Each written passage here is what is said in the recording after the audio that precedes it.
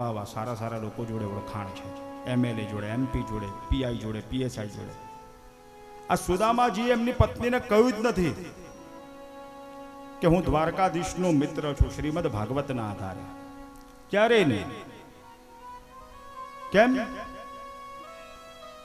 કેમ નથી કહ્યું?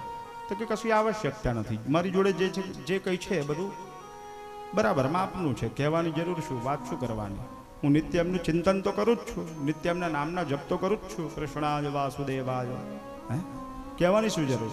કશું નથી કહેવાનું. એટલે નિત્ય પરમાત્માનું ચિંતન કરે, પણ એમના પોતાના પત્નીને નથી ખબર કે જે રાજાદી રાજ છે, જે જગન્નાથ છે, એની જોડે મારા પતિના સંબંધ છે. અને તે કેવા? બાળપણના સંબંધ. અને આ સુદામાજીની જે પત્ની છે, જેવી રીતે શુકજી મહારાજે સુદામાજી માટે જાત જાતના સંબોધન કર્યા, એમના પત્ની માટે પણ એક સંબોધન કર્યું. પણ શું કર્યું? દરિદ્રાસીદ માનાસો દરિદ્રાસીદ માનાસા વેપમાનાભિગમ્ય ચ. દરિદ્રા, આમ તો ડૉક્ટર સાહેબ હોય કોઈ અને એમના વાઈફ હોય ને, એમને આપણે સંબોધિત કરીએ ને તો ડૉક્ટર મેડમ કહીએ. હા, અથવા કોઈ બેન સ્કૂલમાં ભણાવતા હોય ને એના ઘરવાળાને બોલાવીએ ને તો એવું કહીએ, સાહેબ આવજો જરા. કેમ? તો કે પેલા ડૉક્ટર છે એટલે એમની વાઈફ ડૉક્ટરી થઈ ગઈ. હા, અને પેલા સાહેબ છે, પેલી બેન ભણાવે છે સ્કૂલમાં, પછી પેલો ઘણે અંગૂઠા છાપ કેમ ના હોય તોય આપણે સાહેબ કહીએ. કેમ? તો કે મેડમનો ઘરવાળો એટલે સાહેબ. પણ શુકજી મહારાજે સુદામાજીને જાત જાતના સંબોધન આપ્યા, પણ એમની પત્નીને શું સંબોધન આપ્યું? દરિદ્રા. કેમ? તો કે એ કાયમ ચિંતા કર્યા કરે. સુદામાજીથી બિલકુલ વિરુદ્ધ સ્વભાવ છે સુશીલ, કોઈ તકલીફ નથી. હા, એ સુદામાની જોડે જ રહે છે, સુદામાજી જોડે જ રહે છે, સુદામાજી જોડે જ ખાય છે, પીવે છે, આનંદથી રહે છે. પણ એના માટે દરિદ્રા શબ્દ વાપર્યો, કારણ કે એના મનમાં કંઈક ખૂણે તો એવો ભાવ છે. અને એક જગ્યાએ એવું પણ વર્ણન મળે છે કે એક દિવસે પરમાત્માથી ના રહે ભાઈ, કે આ શું, આ મારો પરમ મિત્ર, અને એની આવી સ્થિતિ, આવી દયનીય સ્થિતિ, હું લક્ષ્મીપતિ અને મારો મિત્ર એ આવો દરિદ્રી, જન્મજાત દરિદ્રી સુદામા. પરમાત્માથી ના રહેવાય એટલે પરમાત્માએ શું કર્યું? એ ભિક્ષુકનું સ્વરૂપ ધારણ કર્યું અને પરમાત્મા પહોંચી ગયા સુદામાજીને ઘેર અને જોરથી બૂમ પાડી, ભવતી ભિક્ષાન દેહી, ભિક્ષા આપો. અંદરથી કોઈ આવ્યું નહીં. કેમ? તો કે ઘરમાં કશું હોય તો આપીએ ને, પણ 2-3 વાર બૂમ પાડી એટલે મહાત્માનો અનાદર ન કરવો જોઈએ.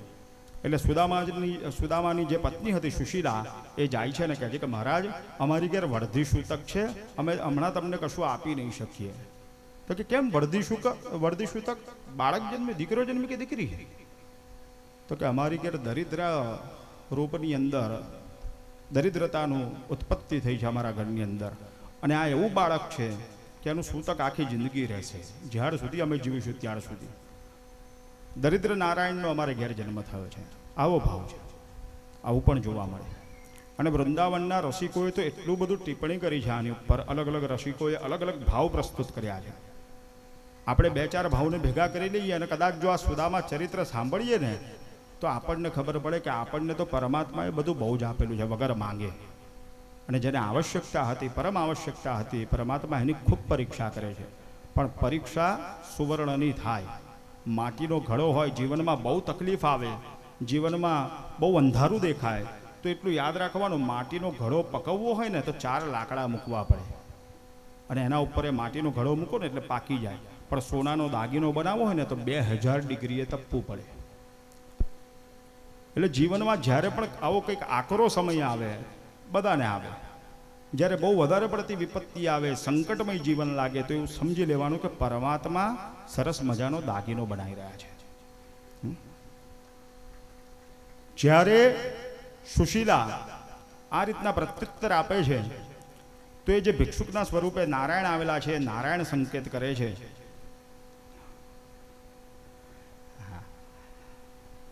કે મેં એવું સાંભળ્યું છે કે તમારા પતિને, જે સુદામાજી છે, એમના મિત્ર દ્વારકાધીશ છે. હવે આ સુદામાજીએ તો ક્યારેય કહ્યું જ નથી, પણ જ્યારે પેલા પ્રભુ એવું કહી જાય છે કે મેં એવું સાંભળ્યું છે, ત્યારે એમના પત્ની પણ પોતે વિચારમાં પડી જાય કે આ તો નિત્ય સેવા પૂજા કરે, બધું કરે, હા, ભગવાનનું નામ લીધે રાખે આખો દિવસ, પણ ક્યારે આવી વાત તો કરી નહીં કે દ્વારકાધીશ મારા મિત્ર છે.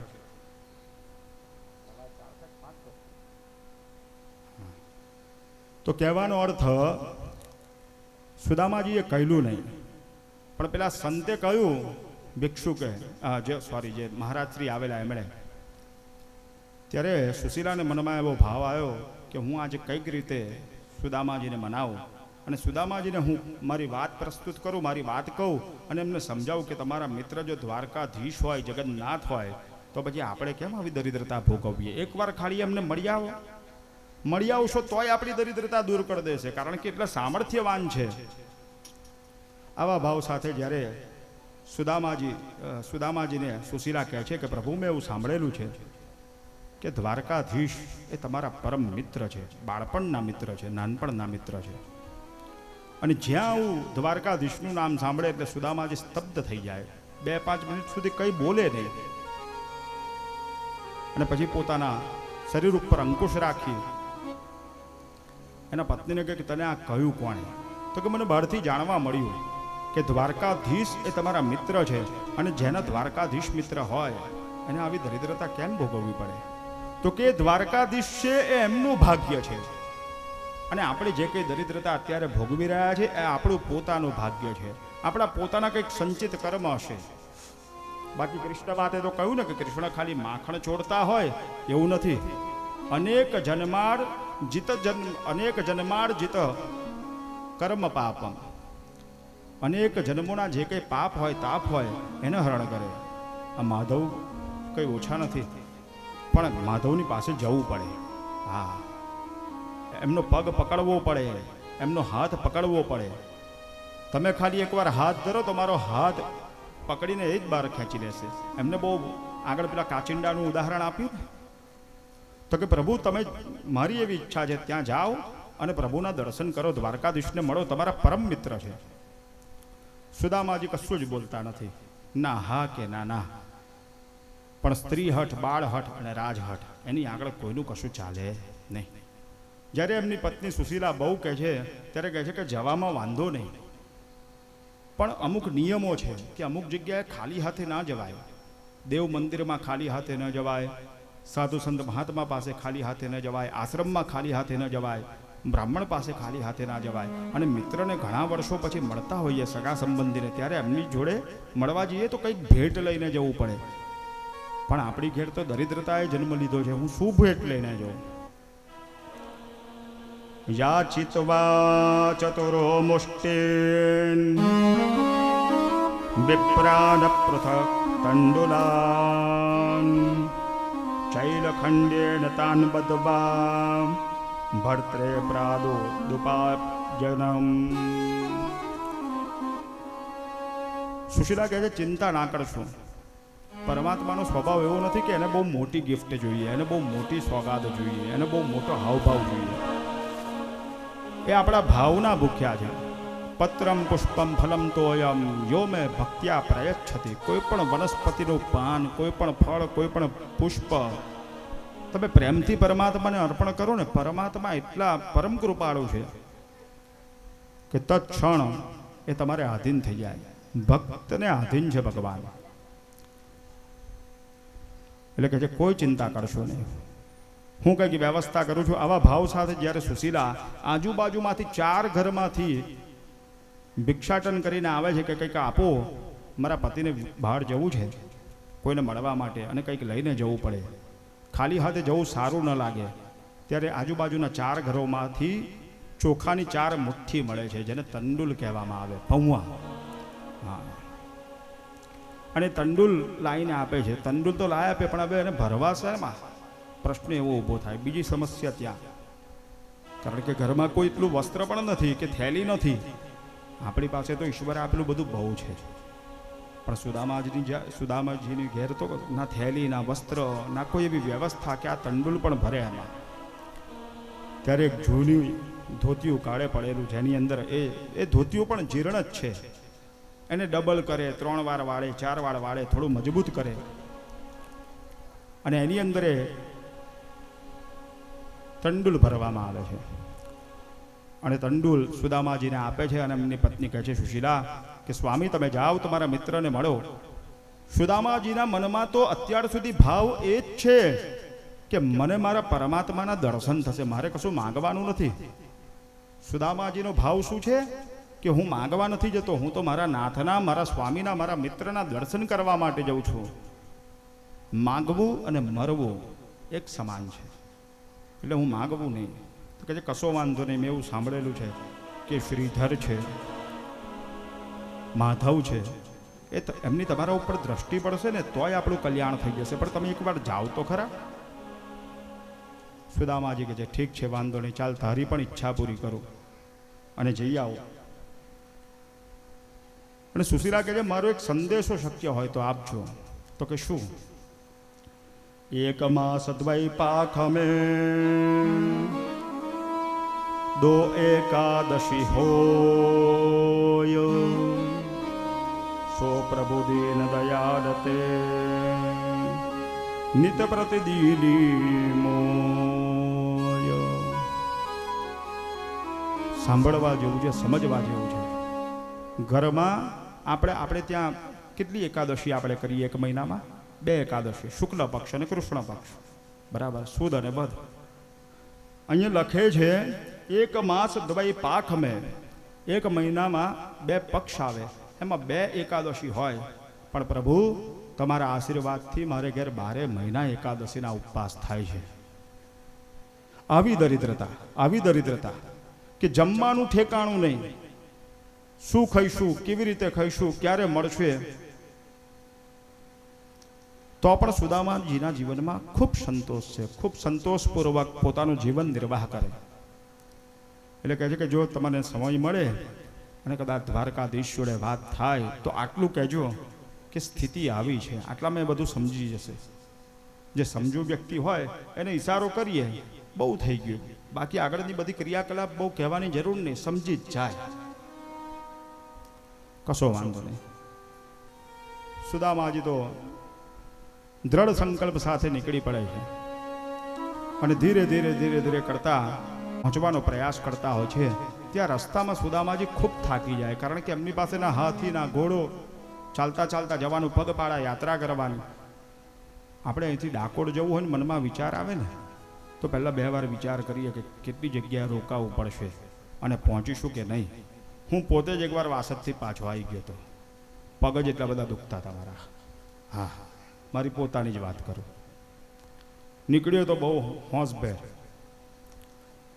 પણ મારી જોડે જે ચાલવાવાળા હતા એટલા બધા ઢીલા હતા કે એમના લીધે, હવે હું ભલે એમના ઉપર દોષારોપણ કરું પણ એ મારી પોતાની ન્યૂનતા હતી, એ સ્વીકારવી જ પડે. પણ હું થાકી ગયો તો મારા ભાઈઓને બોલાવવા પડે. મેં કીધું આવો, પગ નથી પડતા. હા, અને 2 દિવસ આરામ કર્યો હતો ભરપેટ. પણ આ સુદામાની પરિસ્થિતિ જોવો. આ સુદામાજી ચાલતા નીકળ્યા છે, ખૂબ તડકાની અંદર શરીરે એમનું ત્રસ્ત થઈ ગયું, થાકી ગયા. એટલે વિચાર કર્યો કે લાવ પ્રભુ એક સરસ મજાનું, અને વૃક્ષ પણ કેવું હોવું જોઈએ, વૃક્ષોથી પણ શીખવાનું મળે. આગળ આવશે દત્તાત્રેય ભગવાન. દત્તાત્રેય ભગવાને 24 અવતાર કર્યા, 24, 1 2 નહીં 24. બડા ભયા તે કા ભયા जैसे पेड़ खजूर पंथी को छाया नहीं फल लागे अति दूर. તમે તમારું પોતાનું કદ વધારો, પરમાત્મા તમને સામર્થ્ય આપે ને બહુ જ વધારો, કોઈ ના નહીં, પણ એટલા મોટા ન થઈ જાઓ કે ખજૂરના ઝાડ જેવી સ્થિતિ થાય. કેમ તો કે ખજૂરના ઝાડની નીચે બેસો ને તો છાંયડોય ના મળે અને ફળે ના મળે.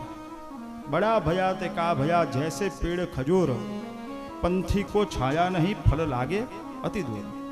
પણ સુદામાજીને પરમાત્માએ કૃપા કરી હતી અને પરમાત્માની લીલા હતી, પરમાત્માના ખૂબ આશીર્વાદ હતા સુદામાજી જોડે. પરમાત્માનો ભાવ હતો કે હું સુદામાજીને મળું. એટલે સુદામાજીને એક વૃક્ષ મળ્યું. એ વૃક્ષ બહુ ઘટાદાર હતું અને સુદામાજીએ નક્કી કર્યું કે વાંધો નહીં, થોડી વાર આરામ કરી લઉં, 2-5 મિનિટ આંખ બંધ કરું, પછી થોડો આરામ કરીને આગળ દ્વારકા તરફ આપણે પ્રયાણ કરીશું. એટલે સુદામાજી જેવું એ વૃક્ષની નીચે સૂવે છે એટલી સરસ મજાની ઊંઘ આવી જાય છે. પણ પરમાત્મા એ પરમાત્મા છે. કર્તુમ અકર્તુમ સર્વમ કર્તુમ શક્યતે. જે શક્ય છે એ પણ કરે ને જે અશક્ય છે એ પણ કરે, એનું નામ જ ઈશ્વર. સુદામાજી સૂતા હતા ઝાડના મૂળમાં અને પરમાત્માએ પહોંચાડી દીધા જગતના મૂળમાં સીધા દ્વારકા નગરીની અંદર. જ્યારે આંખ ખોલી અને બધા પથિકો જતા હતા, રાહગીર લોકો બધા ચાલતા હતા રસ્તા ઉપર, એમને પૂછ્યું કે ભાઈ આ દ્વારકા કઈ બાજુ આવ્યો, દ્વારકા કેટલું દૂર છે હજુ? ત્યાં તો બધા પથિકો હસતા હસતા કહે છે કે ભાઈ ક્યાંથી આવ્યા? તો કે હું તો બહુ દૂરથી આવ્યો, પણ આ દ્વારકા કેટલું દૂર રહ્યું એ તો કહો. તો કે તમે દ્વારકામાં જ ઊભા છો. અને બહુ સરસ મજાનું એક પેલું ભજન છે, દૂર નગરી બડી દૂર નગરી. એક બે લીટી ગાઓ, બહુ નહીં. આ સંગીત છે ને એ મધ જેવું છે. હા, આ ખાટી કડવી દવાઓ હોય ને એને મધની જોડે ચાટો તો મજા આવે. હા, પણ પછી અતિશય મધ ના પીવાય, એ તો પેટ બગાડે. થોડુંક સાંભળો.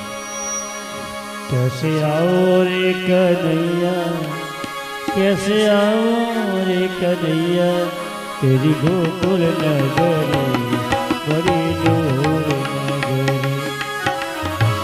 बड़ी नगरी बड़ी दूर नगरी, कान्हा तेरे नगरी बड़ी दूर नगरी.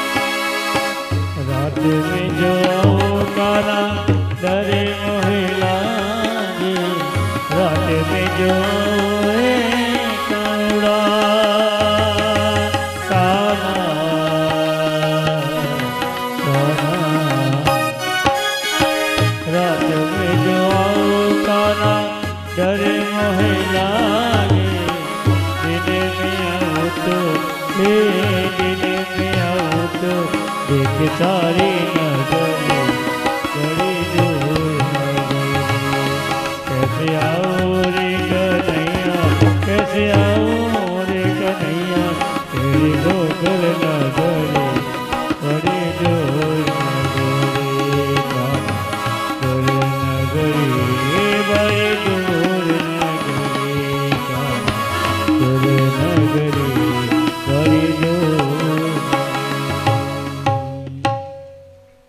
ઘણી ખરી જગ્યાએ ઘણા ખરા પ્રસંગોની અંદર અલગ અલગ રસિકોએ અલગ અલગ ભાવ પ્રસ્તુત કર્યો છે, પણ ઘણી જગ્યાએ પેલું એક ભજન ગાવામાં આવે, અરે દ્વારપાલો કનૈયા સે કહી દો. એવી કોઈ પરંપરા હતી જ નહીં પરમાત્માને ત્યાં. બ્રાહ્મણોને એટલો આદર હતો કે બ્રાહ્મણ ગમે તેવો હોય, હા, નિર્ધન કે ખૂબ ધનવાન, પણ જેવો પરમાત્માના દ્વાર સુધી પહોંચે એટલે દ્વારપાળો સીધો એને અંદર લઈ જતા હતા. અને બ્રાહ્મણોને તો કોઈ રોકવાનું સાહસ પણ નહોતા કરતા. જ્યારે સુદામાજી દ્વારકા નગરી પહોંચી જાય છે, પેલા પથિકોને પૂછે છે અને કહે છે કે ભાઈ તમે દ્વારકામાં જ ઊભા છો, કહે હવે દૂર નથી રહી, તમે દ્વારકામાં જ ઊભા છો. તો કહે છે કશો વાંધો નહીં, મારા લાલાનું ઘર કયું છે, મારા કનૈયાનું ઘર કયું છે? એટલે પેલા પથિક પૂછે કે ભાઈ કનૈયા કરીને કોઈ છે નહીં. તો કે ના ના, આ દ્વારકા નગરી એની જ છે, મેં એવું સાંભળ્યું છે કે દ્વારકાધીશ બની ગયો છે. ત્યારે પેલા લોકો કહે છે કે પરમાત્માનું નામ લાલો નથી, પરમાત્માનું નામ કૃષ્ણ છે. અને કૃષ્ણ પણ ન કહેવાય, રાજ રાજેશ્વર મહારાજેશ્વર રાસ રાસેશ્વર ભક્ત વાંછા કલ્પતરુ શ્રી શ્રી રાજાધિરાજ યોગી રાજ પરબ્રહ્મ પરમ નિષ્ઠ શ્રી કૃષ્ણચંદ્ર. જ્યારે આટલા બધા સંબોધન સાંભળે ને એટલે સુદામાજીનું તો મન ત્યાં જ વ્યથિત થઈ જાય કે હે રામ, હું તો કનૈયાને મળવા આવ્યો તો, મારા મિત્રને મળવા આવ્યો તો, અને આ તો રાજાધિરાજ બનીને બેઠા છે, મને મળશે કે નહીં એવો મનમાં એક ભાવ જાગે. પણ તે છતાં પણ સાહસ કરે, શક્તિને એકત્રિત કરે, મનને સ્થિર કરે પરમાત્માના ચરણોની અંદર. અને જેવું પેલા પથિકો બતાવે કે આ સામે જેટલા પણ લાઇનસર મોટા મોટા મહેલો દેખાય છે ને, એ બધા રાજાધિરાજના જ છે. કોઈ પણ એક મહેલના દરવાજે જઈને પૂછી લેજો, બતાવી દેશે. એટલે સુદામાજી કૃષ્ણ ભગવાનના દ્વારકાનો જે મહેલ છે એના દરવાજે ઊભા રહી અને દ્વારપાલને કહે છે, દ્વારપાલ જેવું સ્વરૂપ જોવે છે ને પહેલાં તો બહુ ચિંતન કરે કે આવું કોણ આવ્યું? દ્વારકાની અંદર તો આવું કોઈ ગરીબ છે જ નહીં, 100% કંઈક બહારથી આવ્યા છે, પણ આ કોણ છે? કસ્તબામ. કોણ છો તમે? ત્યારે સુદામાજી કહે એક જ શબ્દની અંદર ટૂંકો પરિચય, હું કૃષ્ણનો મિત્ર છું અને કૃષ્ણને મળવા આવ્યો છું. દ્વારપાલ નિરીક્ષણ કરે અને કહે કે વાંધો નહીં. ભાગવતજીની અંદર તો એવું બતાવ્યું છે કે જેવું આવું કહે છે ને કે હું કૃષ્ણનો મિત્ર છું, બ્રાહ્મણ છું, કૃષ્ણનો મિત્ર તો કહેવાની આવશ્યકતા નથી પડતી. ત્યાં જ સુદામાનો હાથ પકડીને ત્રીજા મહેલ સુધી લઈ જાય છે કે જ્યાં બધા મહેમાનો આવે ને એમની બેસવાની વ્યવસ્થા હોય. પણ વૃંદાવનના જે રસિકો છે, નરોત્તમક વિકૃત સુદામા ચરિત્ર છે, એની અંદર એવો ભાવ લખ્યો છે કે જ્યારે સુદામાજી ત્યાં પહોંચે એટલે પેલા પૂછે કે તમે કોણ? એટલે કહે છે કે હું ભગવાનનો મિત્ર છું, કૃષ્ણનો મિત્ર છું. એટલે કહે છે કે વાંધો નહીં, ઊભા રહો, અમે અંદર જઈને પરમાત્માને સંદેશો આપીએ. અને જ્યારે પરમાત્માને અંદર સંદેશો આપવા પેલો પરમાત્માનો દ્વારપાળ જાય, પરમાત્મા પોતાના દિવ્ય સિંહાસન ઉપર રાજસભાની અંદર બેઠા હોય, દેવતાઓ ત્યાં પાણી ભરતા હોય, એવી આ દિવ્ય રાજ્યસભા, રાજસભાની અંદર જ્યારે આ દૂત જઈને કહે કે પ્રભુ તમને કોઈક મળવા આવ્યું છે, તો કે પરિચય શું છે? શીશ પગાન જગાતન મેં પ્રભુ જાને કો આહી બસે કહી ગ્રામા ધોતી ફટી સી લટી દુપટી અરુ પાય ઉપાન કી નહીં સામા દ્વાર ખડ્યો દ્વિજ દુર્બલ એક રહ્યો ચકીસો વસુધા અબિરામા પૂછત દીન દયાલ કો ધામ બતાવત અપનો નામ સુદામા. કહે છે કે પ્રભુ દ્વાર ઉપર એક વ્યક્તિ આવે છે, પણ એનું સ્વરૂપનું વર્ણન કરું તો શીશ પગાન, માથે કોઈ પાઘડી નથી, શરીર ઉપર કોઈ વ્યવસ્થિત કપડું નથી, એક ધોતિયું પહેર્યું છે એ પણ જર્જરિત થઈ ગયું છે, પગમાં ચપ્પલ નથી, પાદુકા નથી, ઉપાનહ ન વર્તતે, પાદુકા નથી, પગમાં ચપ્પલ નથી, આવું જ્યારે સ્વરૂપ કે છે. પણ કે બ્રાહ્મણ છે અને એના મુખારબિંદનું જે તેજ છે, તેજ ઉપરથી 100% મને એવું લાગી રહ્યું છે કે આ બ્રાહ્મણ ત્રિકાર સંધ્યા કરવા વાળો છે, એટલે કોઈ ઉપાસક દેખાઈ રહ્યો છે. એ દ્વારપાળ પણ ઓળખી જાય સુદામાજીને કે આ કોઈ દિવ્ય બ્રાહ્મણ છે. ભગવાનના દ્વારપાળ પણ એવા છે, કોઈ કાઢી મૂકે કોઈ બ્રાહ્મણોને એ શક્ય જ નથી, ખોટી વાર્તાઓ છે બધી. ભગવાન કે બધું બરાબર, તમે સારી સમજણ આપી, પણ નામ શું છે? અને જ્યારે કહે કે પૂછત દીન દયાલ કો ધામ, ક્યારેક પ્રભુ પૃથ્વીને જોવે છે, ક્યારેક આકાશને ચુંબન કરતા આપણા દિવ્ય ઊંચા ઊંચા મહેલોની અટારીઓને જોવે છે, ક્યારેક ધરાને જોવે છે. અને જ્યારે પૂછીએ છે તો પૂછત દીન દયાલ કો ધામ બતાવત અપનો નામ સુદામા. જેવું સુદામા નામ પરમાત્માના કરણે પડે એટલે જે પરમાત્મા સિંહાસન ઉપર બેઠા હોય એ સિંહાસનનો ત્યાગ કરી તરત દોડી જાય, તરત દોડી જાય. એવું દિવ્ય સ્વરૂપ છે સુદામાનું, દિવ્ય સ્વરૂપ એકદમ. અને બે હાથ ખુલ્લા કરી સુદામા કરતા જગતનો નાથ, જગતનો તાત દોટ મૂકે સુદામા કરીને. અને એ સુદામાને જ્યારે દ્વાર ઉપર જોવે, એટલે જ મેં કહ્યું હતું કે આ બધા છે ને બહુ અમુક એવા શ્રીમદ ભાગવતની અંદર દ્રષ્ટાંત